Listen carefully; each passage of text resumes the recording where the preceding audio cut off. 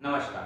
तो आज की इस वीडियो में मैं एजुकेशन सिस्टम और हमारे इंडियन हिस्ट्री के बारे में बात करने जा रहा हूँ और इस वीडियो के माध्यम से मैं सिर्फ अपना पॉइंट ऑफ व्यू रखना चाहता हूँ और मेरा मकसद किसी भी धर्म या समुदाय को ठेस पहुँचाने का नहीं है।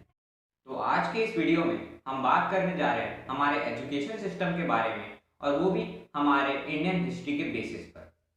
तो सबसे पहले हम बात करते हैं क्लास सिक्स के हिस्ट्री के बारे में, जो कि हम चैप्टर्स लेंगे एनसीईआरटी बुक्स के ऊपर से। तो क्लास सिक्स में हमें मेनली ट्रेड टू टेरिटरीज जैसे चैप्टर्स देखने को मिलते हैं, जिसमें हमें यह बताया जाता है कि पिछले समय में राजा कैसे ट्रेड्स किया करते थे, वो कहाँ कहाँ पर हमारी टेरिटरीज को बढ़ाया करते थे और किस तरीके से बढ़ाया करते थे, जो कि क्लास सिक्स के हिस्ट्री के हिसाब से बहुत हद तक के सही भी है कि एक जो नया बच्चा आया है जो क्लास सिक्स में हिस्ट्री को पहली बार पढ़ने जा रहा है, तो उसके लिए एक रेफरेंस पॉइंट बन जाता है कि एक्चुअली में हम हिस्ट्री में क्या पढ़ने जा रहे हैं। पर जैसे ही हम क्लास सेवेंथ में एंटर करते हैं तो हमारे रेफरेंस पॉइंट्स ये रहते हैं कि हमें दिल्ली सल्तनत के ऊपर बताया जाता है, जहां पास मेनली मुगल्स, खिलजीज और जो आउटर रूलर्स हैं उनके बारे में हमें ज़्यादा फोकस कराया जाता है। और वही क्लास सिक्स के थोड़े बेसिस के ऊपर उसी का थोड़ा एक्सटेंडेड फॉर्म भी हमें पढ़ाया जाता है।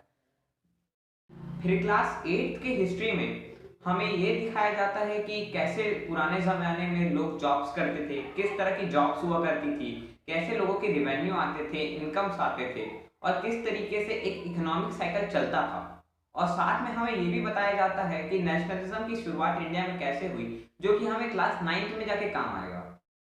फिर उसके बाद आता है क्लास नाइन्थ, जिसमें हमें आउटर इंडिया के बारे में बताया जाता है, ऑल ओवर दी वर्ल्ड के बारे में बताया जाता है, जिसका पहला ही चैप्टर है फ्रेंच रेवोल्यूशन, उसके बाद फिर socialism in Europe and Russian revolution और उसके बाद फिर नाजिज्म।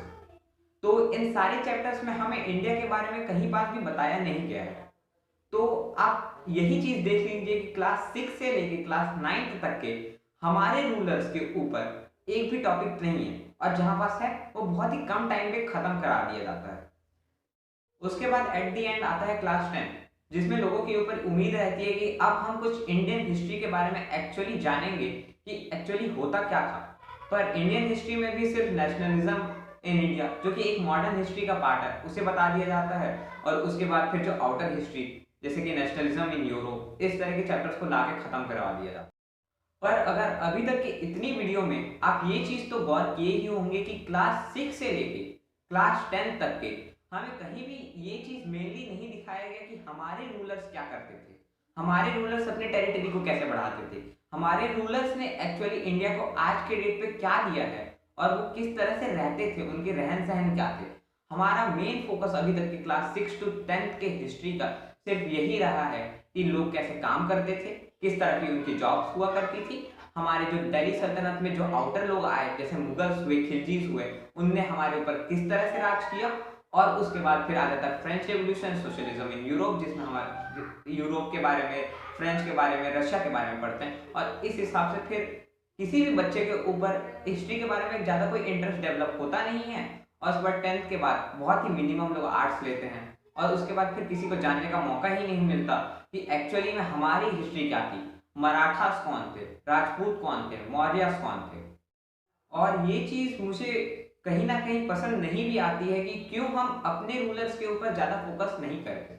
मैं ये नहीं कह रहा हूँ कि हमको सिर्फ मुगल हिस्ट्री को हटा ही देना चाहिए, हमें फ्रेंच रेवोल्यूशन, सोशलिज्म को, ये सबको हटा देना चाहिए पूरी तरीके से। पर क्लास सेवेंथ में जहां पास बच्चा एक हिस्ट्री को जानने लग जाता है, वहां पास हम ये चीज तो कर सकते हैं कि वहां पास से हम मराठास को कुछ इंट्रोडक्शन दे दें, मौर्यस का, राजपूत का कुछ तो बताना चालू करें। पर आपका दिल्ली सल्तनत, जिसमें आपका पूरा एक चार्ट दिया गया है जिसमें कि किस तरह के से लोग काम करते थे, कौन कौन वहां पास रूल किए थे, पर ये सब में हमारा मेन पॉइंट ये होना चाहिए था कि हम पहले मराठास के ऊपर, राजपूत के ऊपर, मौर्य के ऊपर, चोलास के ऊपर, इन सब के ऊपर पहले बताएं और उसके बाद फिर मुगल्स के ऊपर, खिलजीज के ऊपर, सोशलिज्म, फ्रेंच रेवोल्यूशन, इन सब के ऊपर बाद में फोकस करें। पर हम पूरी तरीके से इसे एनसीईआरटी बुक्स और एजुकेशन सिस्टम के ऊपर ही नहीं थोप सकते। इसमें गलती हमारी भी है। हमने भी कभी जानने की कोशिश नहीं की कि हमारे रूलर्स कौन थे। हमने भी कभी अपने जूनियर्स को नहीं बताया कि हमारी एक्चुअली में हिस्ट्री क्या थी। तो इसे आप सीधा सीधा ये नहीं थोप सकते कि सिर्फ एनसीईआरटी बुक्स में जितना दिया जा रहा है हम बस उतना ही पढ़ेंगे। आपका पूरा हक है और आपकी एक रिस्पॉन्सिबिलिटी बनती है कि आप अपने हिस्ट्री के ऊपर जाने और उससे माने। ये आपकी कोई ज़रूरत नहीं है, ये आपकी रिस्पॉन्सिबिलिटी है। और क्योंकि ज्ञान लेने में कभी देर नहीं होती ऐसा कहते हैं, तो आप अभी से चालू कीजिए। अभी भी कोई लेट नहीं हुआ है, चाहे आप कितने भी उम्र के हों।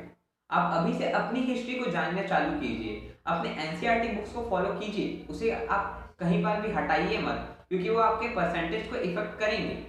पर साथ में अगर आप फ्री बैठे हैं, आप कुछ टाइम पास कर रहे हैं, तो वहां पास आप ये देखने का कोशिश कीजिए कि हमारी हिस्ट्री क्या थी, हमारी संस्कृति क्या थी, हमारे लोग कैसे रहते थे।